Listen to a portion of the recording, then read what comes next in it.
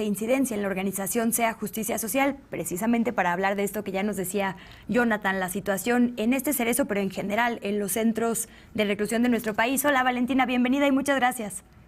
Hola Luisa, muchas gracias a ti por la invitación a tu espacio y a tu auditorio un saludo. Hace unos segunditos, no sé si ya nos acompañabas, pero escuchábamos al fiscal diciendo que no sabía de las condiciones de este cerezo.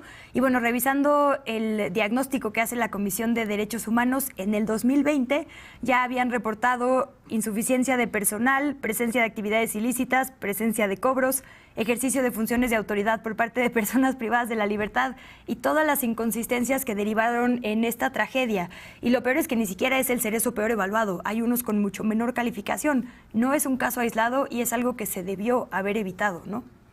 Sí, por supuesto. Es decir, no es posible afirmar que no se conocía de las condiciones dentro de este centro penitenciario y del resto de centros penitenciarios, porque información existe y es vasta, y me parece que es importante que tanto el Poder Ejecutivo como el Poder Judicial y el Poder Legislativo, en el caso de que se requieran modificaciones en algunos temas legislativos, que puedan decir que no existen datos sobre las condiciones de los centros penitenciarios, porque es información que existe, ¿no? Existe este Diagnóstico Nacional de Supervisión Penitenciaria, en donde, como bien dices, este cerezo en particular es uno de los mejores evaluados en el país en el último diagnóstico que llevó a cabo la Comisión Nacional de Derechos Humanos, y que sin embargo se detectaban ya algunos aspectos, como pues ya no quisiera repetirlos, ¿no?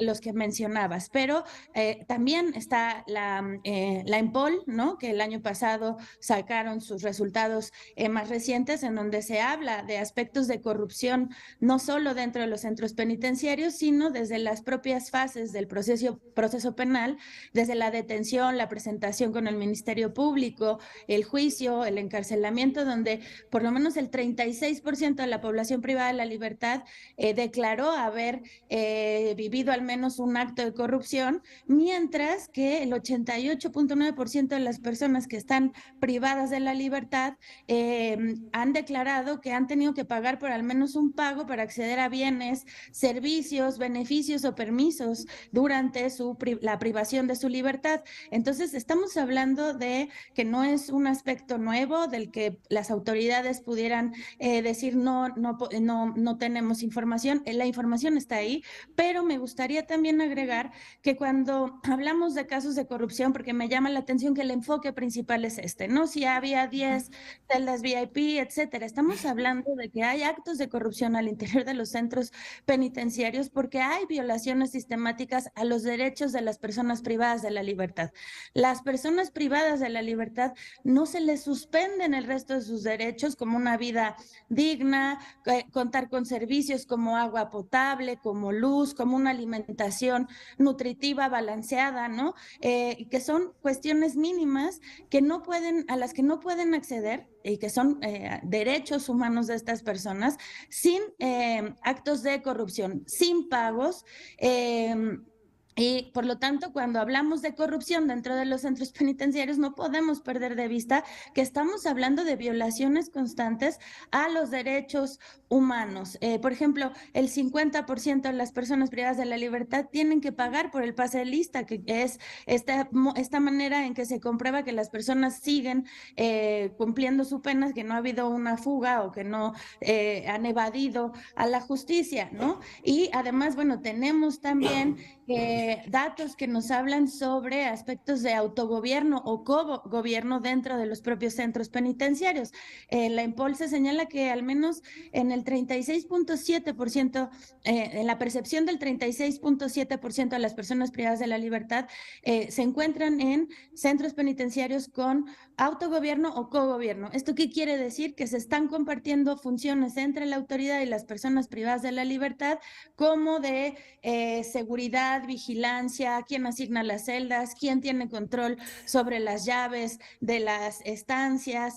Entonces, esto nos refleja que, bueno, hay información suficiente, pero no es un problema únicamente de corrupción, también hay un problema sobre el populismo penal que vivimos en México. Se Justo, aumentan los delitos, discúlpame, sí. No, no, perdón, es que también me parece súper importante. Imagino que ibas a decir, se aumentan las penas como si eso resolviera el problema, ¿no? Pero antes de llegar ahí, preguntarte por esto otro que ponías. Primero, me parece fundamental y te agradezco mucho que pongamos el enfoque de derechos humanos siempre al centro, ¿no? Efectivamente, la corrupción tiene como primer problema que se violan derechos incluso ahí. Y ya todo lo demás, como las televisiones y demás, también es parte del problema, pero bueno, digamos, no tendría que ser lo prioritario. Pero sí, ¿quién lo permite? ¿No? Porque la corrupción en todas estas escalas que pone sobre la mesa está difícil que pase desapercibida. Son centros que reciben recursos, que no son pocos, digamos, ¿no? Algunos más que otros, pero para garantizar que las personas primero tengan una reinserción social, que tengan sus derechos garantizados, medicamentos, es decir, nada de lo que pasa ahí tendría por qué pasar, pero pasa. Y hay cosas que quizá no se noten muchísimo, pero bueno, una televisión o un arma larga está bastante complicado que no se note, ¿no? Las instituciones y organizaciones como la tuya entran y lo denuncian, hay un montón de personas en la cadena de mando que lo ven y no pasa nada, no pasa nada en ninguna geografía. Entonces, más allá de este discurso oficial de vamos a hacer una investigación, ¿qué está pasando? ¿No? A alguien le tiene que convenir esto, pues. Es que el asunto es cómo estamos concibiendo los centros penitenciarios. ¿Son centros de reinserción social o son centros de exclusión, ¿no? Vemos cómo, si bien se cuenta con presupuestos, también estos presupuestos han sido disminuidos notablemente, ¿no? Por ejemplo, para el año pasado hubo una disminución de casi 6 millones de pesos en los presupuestos de los centros penitenciarios, pero no solo es el presupuesto que se recibe, sino la propia Comisión Nacional de Derechos Humanos lo ha señalado, la deficiencia en cómo se asignan estos recursos, la falta de compromiso de las autoridades, es decir, se considera a los centros penitenciarios como centros de exclusión donde únicamente se realizan las detenciones y también hablar de cuántas personas están en prisión ya con una sentencia, ¿no? Que son pues el 36% de las personas privadas de la libertad no tienen sentencia. Entonces, estamos considerando que hay el 36% son personas que todavía son consideradas inocentes, ¿no? Entonces, el otro casi 60% pues son personas con una sentencia, pero hablemos también de qué tipos de delitos. La mayor cantidad de personas que están privadas de la libertad en los centros estatales pues son personas privadas de la libertad por el delito de robo. Entonces, digamos, vamos a ver qué es lo que está concentrado dentro de los centros penitenciarios y cómo los estamos concibiendo, porque los centros penitenciarios deberían ser centros de reinserción social, sin embargo, se convierten en centros de exclusión, de discriminación, en donde las situaciones de vulnerabilidad, las situaciones de marginación se incrementan para las personas que se encuentran en estos centros y pareciera que son personas que están condenadas al olvido y que el castigo pues incluye esto, la exclusión, la marginación, la violencia que se vive dentro de los centros penitenciarios, y esto tiene que ver con una visión de política pública sobre cómo construimos paz, cómo generamos condiciones de seguridad en nuestro país, que no solo tiene que ver con, voy a volver al tema, con el perseguir un delito, detener a una persona, privarla de la libertad. Bueno, una vez que esa persona está privada de la libertad, ¿qué es lo que está sucediendo allá adentro? Y allá adentro hay un mercado de todo lo que te puedas imaginar, ¿no? Que se ha permitido y que por supuesto que viene de las cadenas de mando, desde las más altas hasta las más bajas. Hablemos también, no dejemos de lado, cuáles son las condiciones del personal de seguridad y de custodios dentro de los centros penitenciarios. También tendríamos que estarnos preguntando cuáles son sus sueldos, sus derechos laborales, inclusive hablemos hasta de la propia salud física y mental de este personal, qué tanta capacitación tienen, ¿no? Entonces, digamos, es un problema sumamente complejo.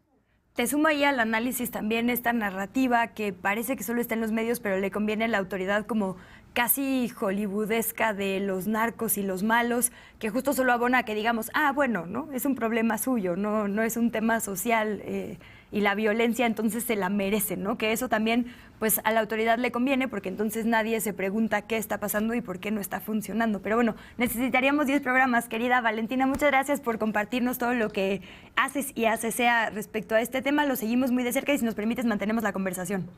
Vale, muchísimas gracias, que estés muy bien. Igualmente, muchísimas gracias a Valentina. Para quien quiera revisar esta información que comentábamos, incluidas las autoridades, que parece que